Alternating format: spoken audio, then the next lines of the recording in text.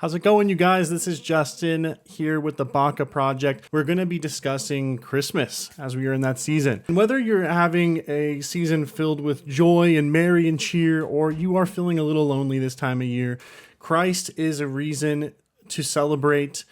Christ is the reason for the season, not to be too cliche, but especially those that are feeling a bit more lonely. This is the time to get closer to your Lord and Savior, the Messiah of Israel, Jesus Christ. And what I want to do with this video is make an exhaustive, quick video about all the different prophecies surrounding Jesus, his birth, and what we're celebrating here at Christmas. Whether he was born in September, whether you believe Christmas is pagan, all these different crazy things that are out there, we still celebrate Christ's birth on this day, and I want to discuss why. So let's jump right into it. The first one we're going to go into is in chapter 5 of Micah, 5 verse 2. It says, "But you, Bethlehem," Ephrathah, there we go, "though you are little among the thousands of Judah, yet out of you shall come forth to me the one to be ruler in Israel, whose going forth are from old, from everlasting." Now I want to get to this part right here, but first, I'll highlight it. There we go. I want to get to this part, but first, what I want to talk about is that it says the ruler of Israel will come forth through Bethlehem. Now we all know there's another ruler that came from Bethlehem, and that was King David. So a lot of people will think, oh, well, it's talking about David. Yes, but this was written 250 plus years after David died. And a lot of people thought that Solomon, his son, would be the Messiah because the Messiah was called the son of David.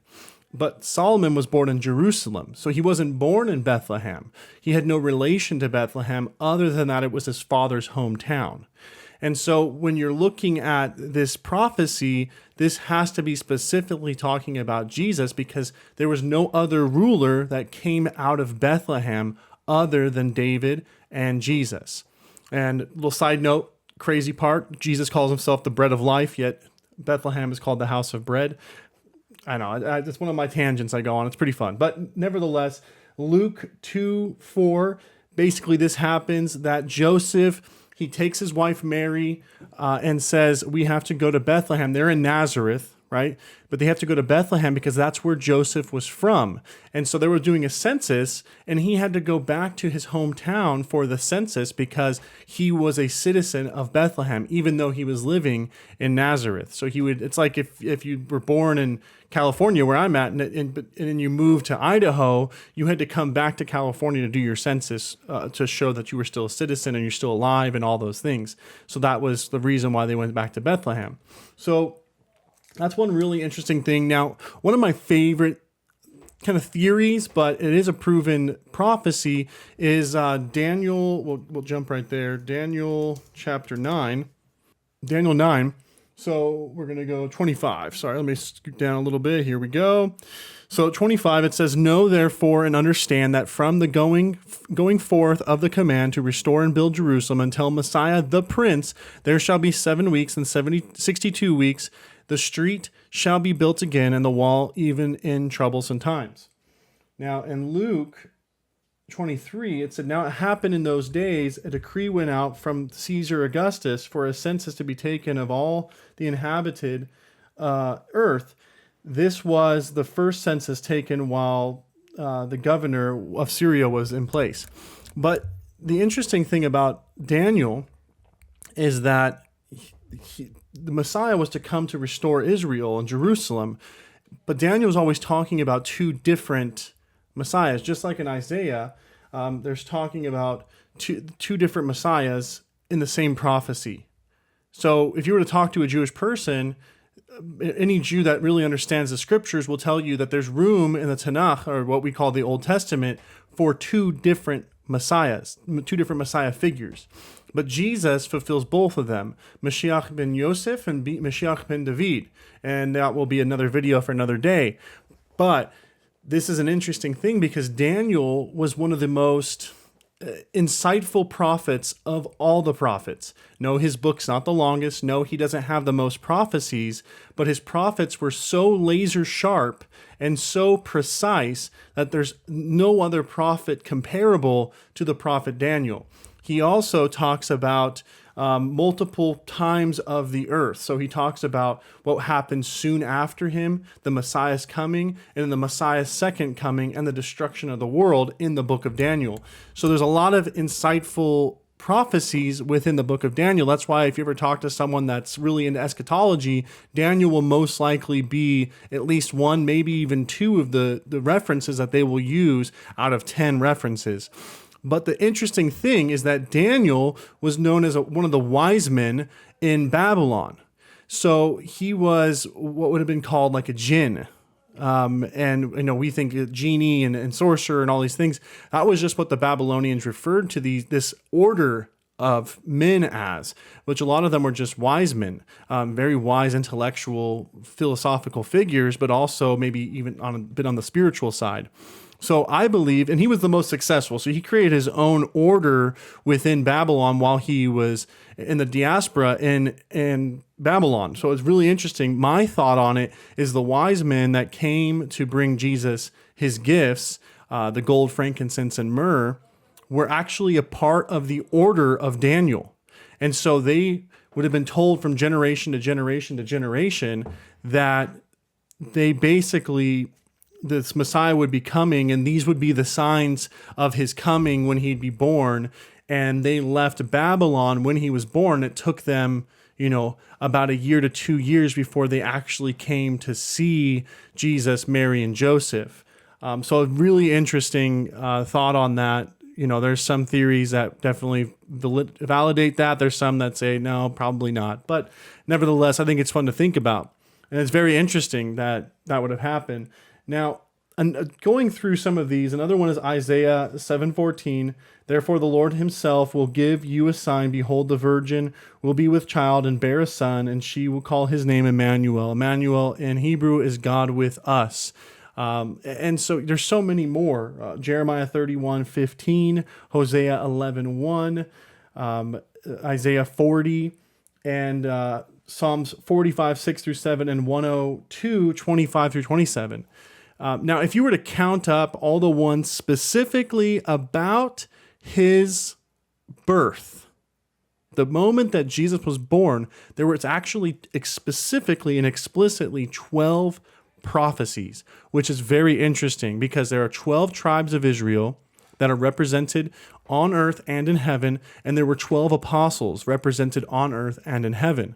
And so it's a very, very interesting thing to think about that number was so impactful, that he made it perfect with the transition of the tribes of Israel into the prophets using the same number.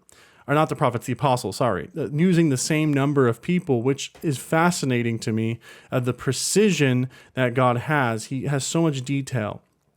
And I encourage you, again, to look through those and read on those. And in the New Testament, just to kind of show you some of them, a lot in Luke. So you have like Luke chapter 2, chapter 1, Matthew chapter 2, Luke chapter 3. These are all the story of Jesus's birth. And if you have a Bible, a study Bible or a reference Bible, you can actually go back to the Old Testament prophecy and watch it be fulfilled there. It's incredible to see that relation between the Old Testament and the New Testament. It shows the validity of the New Testament. Even Hebrews really breaks that down when you're talking about the Psalms prophets. Hebrews breaks that down a lot. So the book of Hebrews references the Psalms quite often. And Hebrews chapter 1 references Psalms 45 and Psalms 102. And so when you're going through that and you being able to reference and go back and forth between the two of them, you start to see the validity of both the Tanakh and the New Covenant or the New Testament, how they are so in sync with one another. But to ignore all of those prophets, all those prophecies about Jesus, which, I mean, you can't read any of these prophecies, especially if you put them together. You can't read them and think they're talking about anyone else. when you read these prophecies, they are so obviously about Jesus of Nazareth that was born in Bethlehem. It's so obvious. It's just, you want to hit your head with a brick because you're like, why don't people see this? People that are intellectual, at least. Obviously, there are other ways of people seeing Jesus Christ, not all intellectually, but the intellectuals that study these kind of things, it's like, it's so obvious. And the people at that time, the Pharisees, the Sadducees, that were top of the line studiers, there were scribes that knew the Bible, knew the prophecies better than anyone else. And yet when they saw this man face to face, who every single prophet was referring to, they didn't know him. And so you have to realize that Jesus Christ, God himself, God in human form, and his Father inspired, as well as the Spirit, inspired this book to be so incredibly explicit and detailed to make sure that when you read it, you don't miss it. So understand the amount of work that it took to have this come to be, the birth in the place where he was born, the wise men that brought the gifts to fulfill another prophecy, and in doing that, they also, the gold, frankincense, and myrrh, fulfilling that prophecy, they actually prophesied over him. Most people don't realize this, but the gold, frankincense, and myrrh were a prophecy in themselves. So gold was a symbol of royalty. Jesus is not royalty yet. So in Isaiah, it says, unto us a child is born, unto us a son is given, and the government was on his shoulders. So unto us a child was born. Yes. Unto us a son was given. Yes. So the child was born in Bethlehem. The son was given on the cross. Right? That's when he was given to us.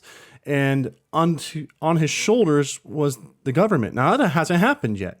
That never happened. Jesus was never a governmental figure. So that hasn't happened. 3 prophecies, 2 of them were fulfilled. Right? Just like the wise men. The wise men gave him gold. That's for royalty. He's not royalty yet. He's not seated on the throne. He's seated at the right hand of the throne.